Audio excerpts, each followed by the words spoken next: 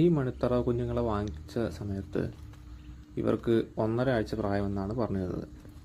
അങ്ങനെ നോക്കുകയാണെങ്കിൽ ഇപ്പോൾ ഇവർക്ക് 1 മാസത്തിന് മേലെ പ്രായമായിട്ടുണ്ട്. അതിൻ്റെ വലിപ്പ വ്യത്യാസം കാണാനില്ലേ? ഇവരെ വാങ്ങിച്ച സമയത്ത് നമ്മളൊരു 2.5 ആഴ്ച 3 ആഴ്ച വരയ്ക്കും ഇവർക്ക് സ്റ്റാർട്ടർ ഫീഡ് തന്നെയാണ് കൊടുത്തിരുന്നത്.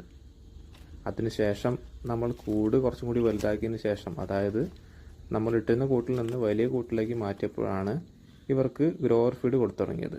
താറാവ് കുഞ്ഞുങ്ങൾക്ക് തീറ്റയുടെ കൂടെ തന്നെ വെള്ളത്തിൻ്റെ പ്രാധാന്യം കൂടുതലുള്ളത് കൊണ്ട് ഇവർക്ക് വെള്ളത്തിന് വേണ്ടി വലിയൊരു പാത്രം തന്നെ വെച്ചിട്ടുണ്ട്.